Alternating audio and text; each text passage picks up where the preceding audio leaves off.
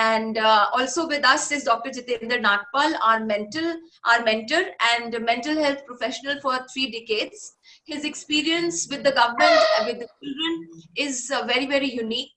And his passion about creating that change in India is something which is very, very, very, very delighted that I'm associated with him. So not taking too Thank much you. time, we will straight go to Q&A. And my question is first to Advocate Eliza. What should be the responsibility of a society towards children who are sexually abused?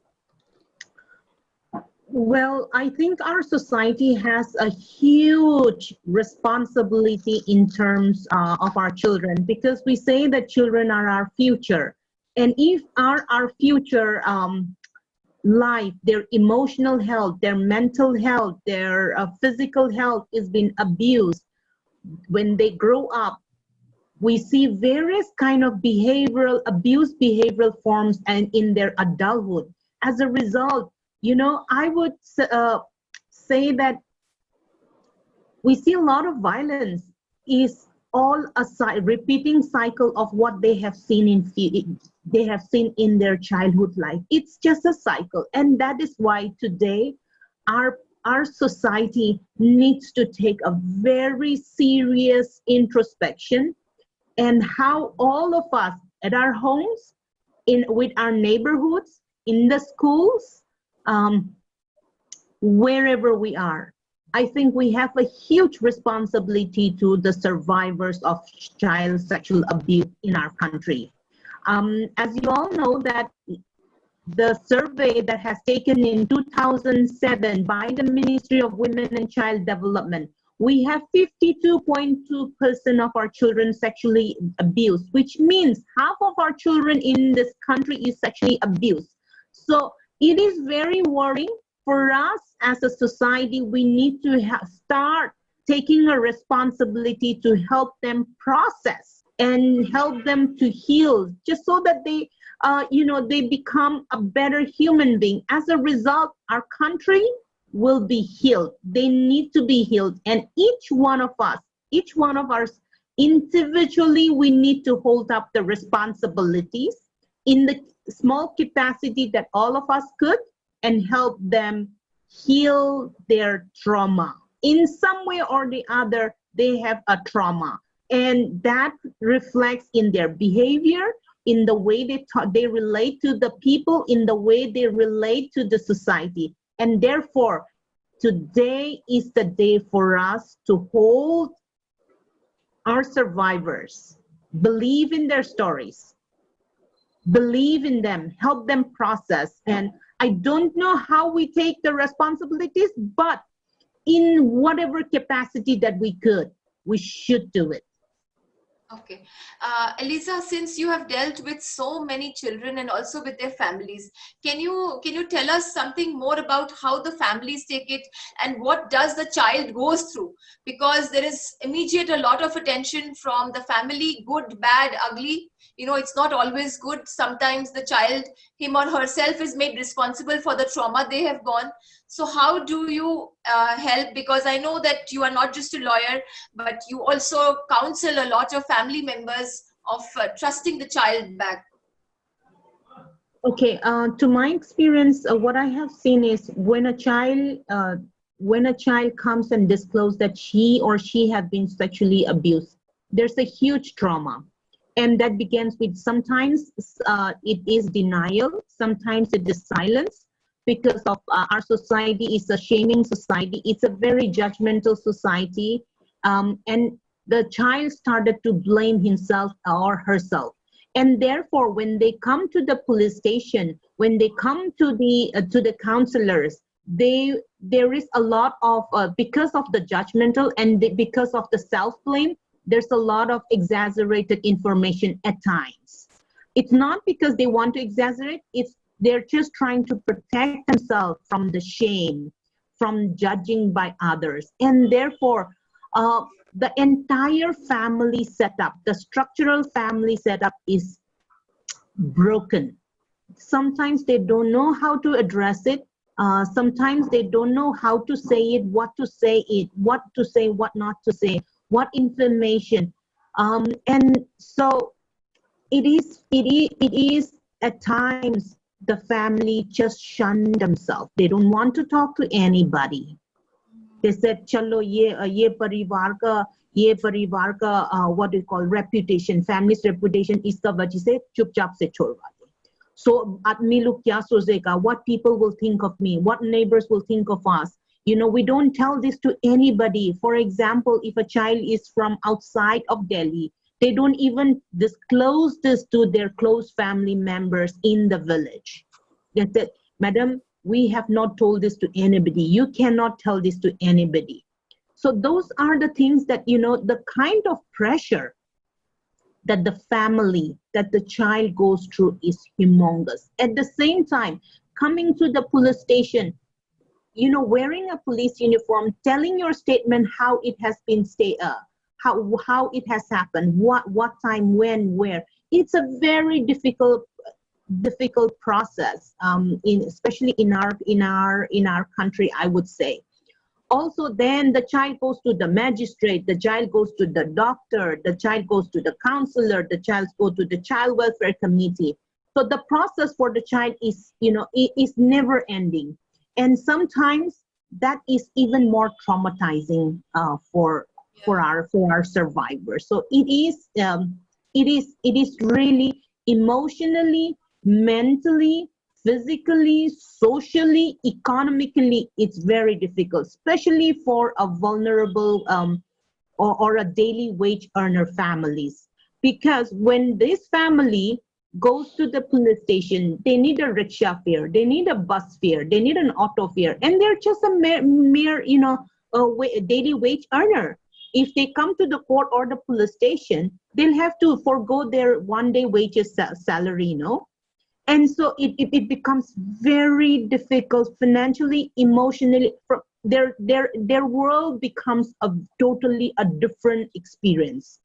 So it is very traumatizing, and that is where the society can help them. Maybe that's one of the reason why Dr. Nagpal and all have created in the POCSO, you would see a support person.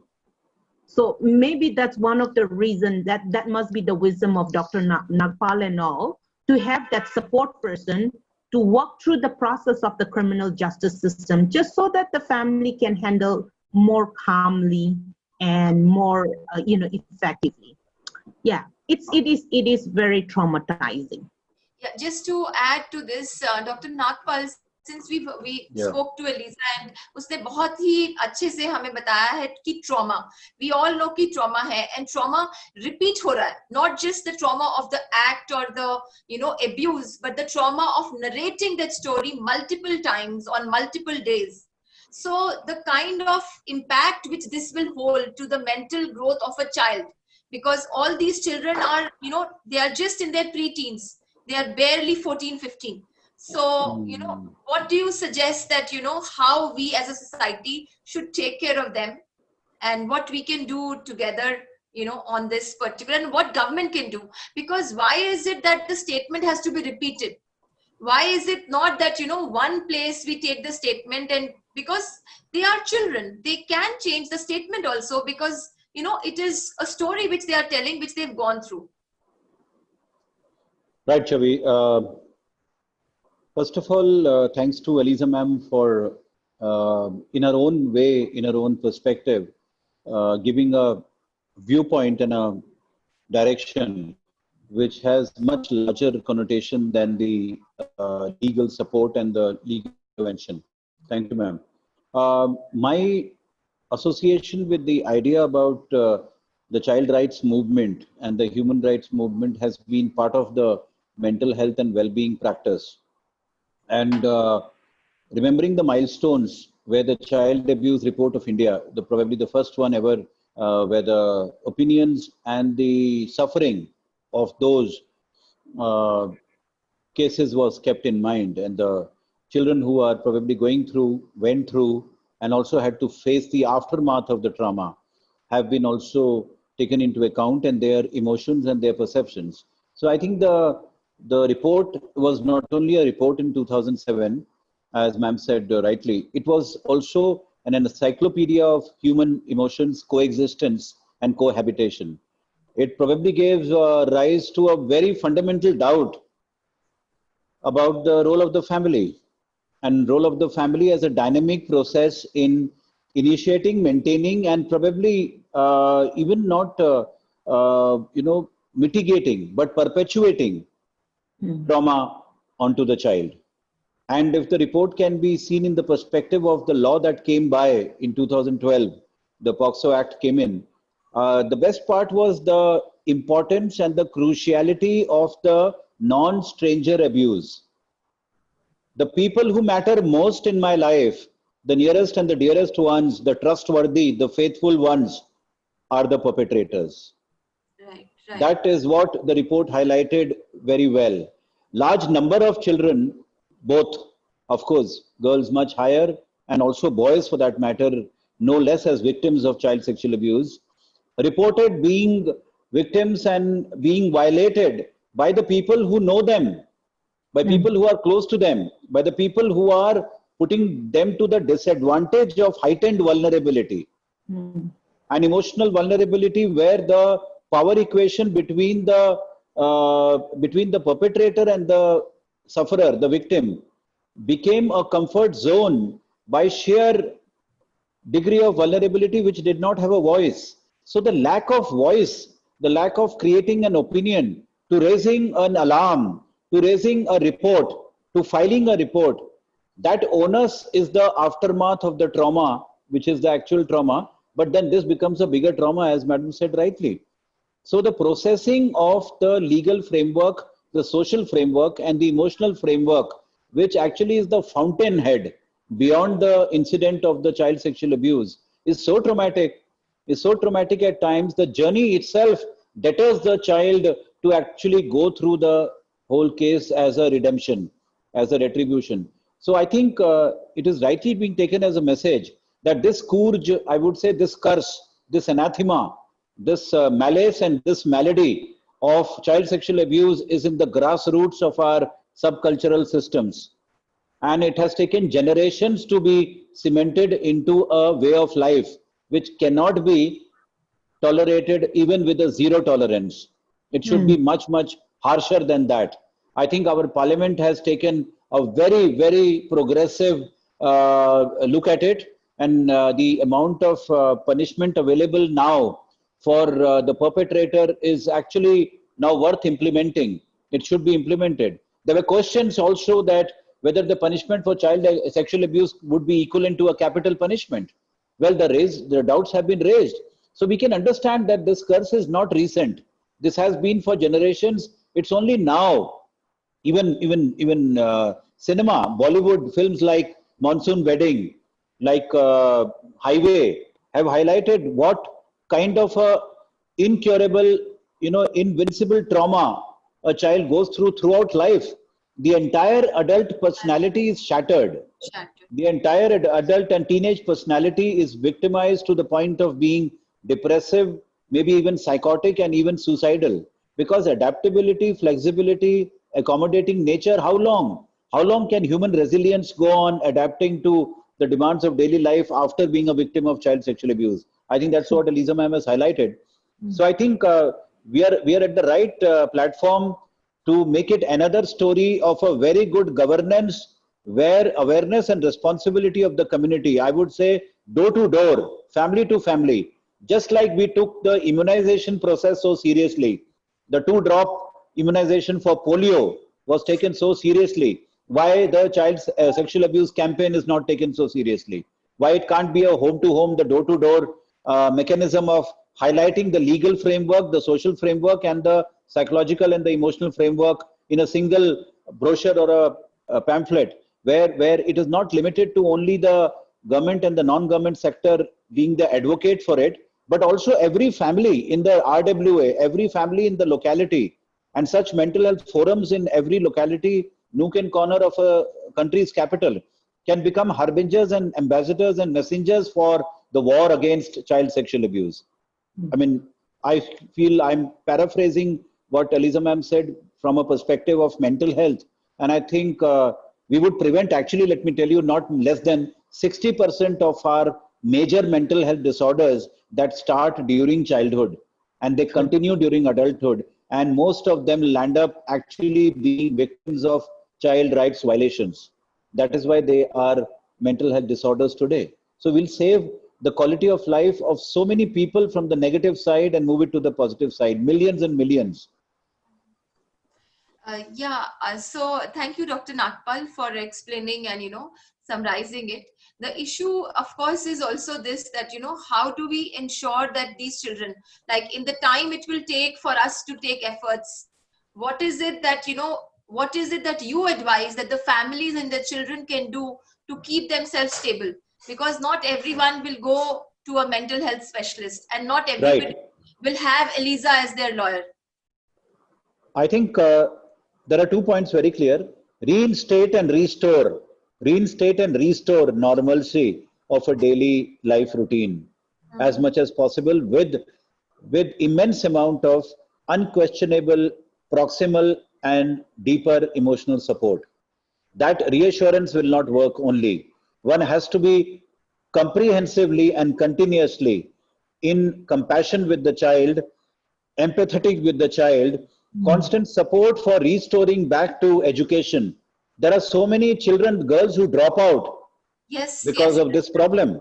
yes. Whether it is happening in the school or it is happening at home, the dropout ratio would be higher where the threat of abuse, where the potential of abuse, more so sexual abuse, is likely from the peer or the pedagogical and also the mainly the family, as I mentioned. So we've heard cases from the schools, we have heard cases coming from the class 4 employees of the schools, a large number of cases from the families, intergenerational perpetration occurring, and so many of them. So I think the immediate part on discovery, on knowing and getting to know that such an incident is happening or happened once, I think complete evacuation from that environment where the perpetrator or the perpetration is happening is the immediate recoup and the immediate recovery for such a child. So that's an environment centric approach. The child centric approach is providing continued and comprehensive emotional support, reassurance, restoration back to activities which keep the mind of a child a little diverted, involved, engaged with your presence as a family, and support of most reliable, trustworthy, and faithful people. Because what the child loses is trust on the elders, is trust on the family, is trust on the people who are next of kin in life. So the answer is similarly that get back the trust, get back the emotional support, get back life, your diet, your sleep, your exercise, your hygiene, your play. Smaller children need to go back to play, need to go back to school, need to go back to education and play of a kind which is within the family also. With whom? With trustworthy and faithful people. So that the child does not go to a nightmare once again from the same type of people who are the harbingers of perpetration. So the families Definitely. need not take legal help. The families need not take any psychiatric help. But of course, do not forget one thing. I think Aliza ma'am will agree. Any such case reported within the family, outside the family, it has to be reported. It has to be reported. The lack of reporting is also considered to be a crime. I'm sure ma'am will like to talk on this. Anybody who comes to know and the child has confessed, even if it is a mother, that the child confesses that somebody known to the child, it could be an uncle or cousin or anybody, or it could be a member in the school or the peer group, it should be reported immediately to the court of law, either through the police or the social workers. And the process has been highlighted very well in the POXO button by the National Commission of Child Rights and the helplines like 1098. And these are all facilities available for children and the people who want to help the child.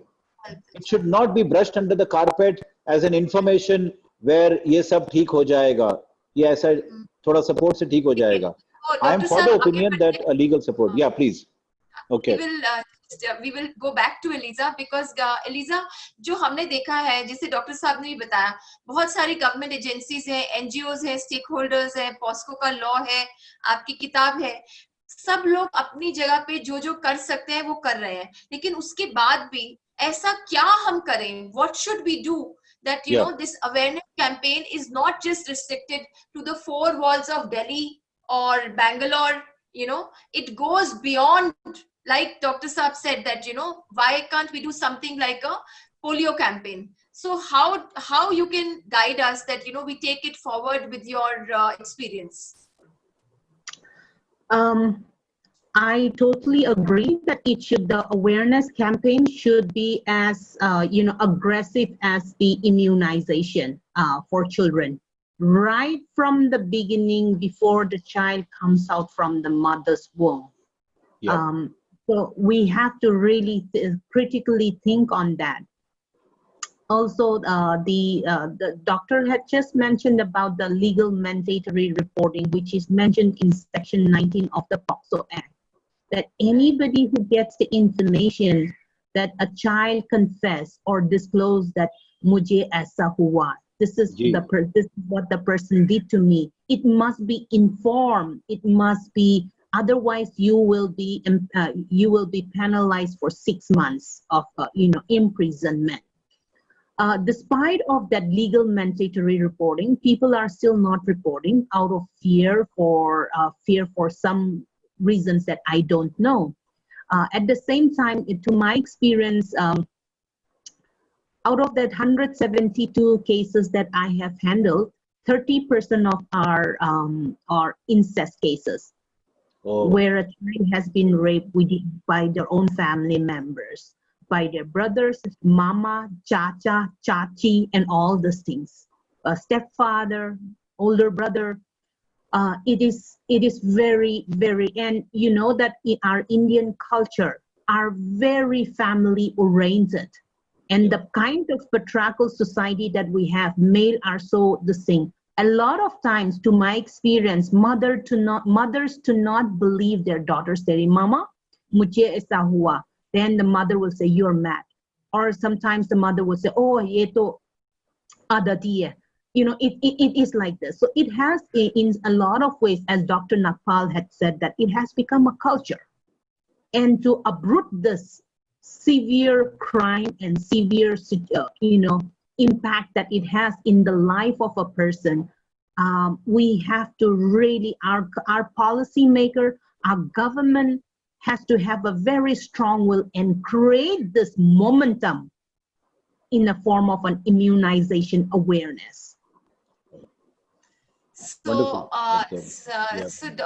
so Eliza, now how should we move? Of course, as a forum, we have decided to continue with our webinars, and we are also going to advocate with the government. So would you suggest that what should the government do? Of course, there is a plan that, we can suggest to them to follow what was done in the polio campaign with Anganwadi and, in the houses and everywhere. So, but specifically, so that, whatever plan we represent to the government, it is also implementable.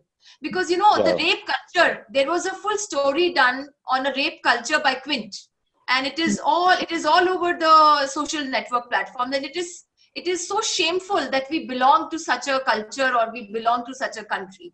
So now what can we do to eradicate in a very systematic manner, which is possibly implementable through public partnership with the government, with forums like us and crusaders like you and Dr. Nagpal? On top of my head, for me, most probably we can start aggressive radio information, because in the village level, a lot of people still listens to the radio. TV serials, instead of constantly sending an unnecessary advertisement, if we can constantly keep sending this awareness campaign on child sexual abuse. Now almost all the household in our country has a television. Almost all the country in our country has a mobile phones. On when they call out mobile, right now our ringtone is a COVID awareness campaign is going on. Likewise, we can have a ringtone of a child sexual abuse awareness campaign. TV serials, and even at the schools level, right from the beginning, from the nursery,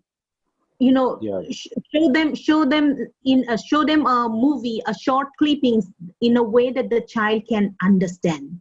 in a way that the child can, and every schools have a counselors to talk about, help them the process, because even if we may have a lot of a campaign awareness, unless we have a backup program, it's going to be difficult, because we know that so many people are suffering in silence.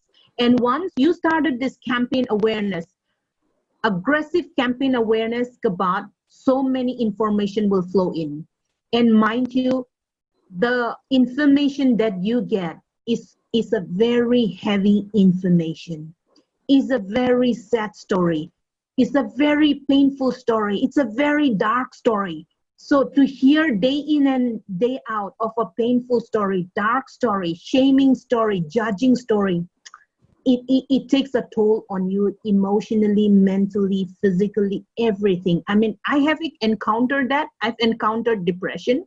I've encountered pain. I have had a sleepless night after hearing so many stories throughout the day. And I've had a lot of difficulty to go to sleep thinking of the child who has told me that story. The story haunts me. In a way, I also suffer from vicarious trauma.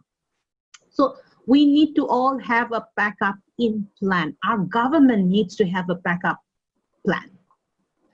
Thank you so much, Good. Elisa. Very Excellent. nicely, Yeah. very nicely you articulated and shared your views on this.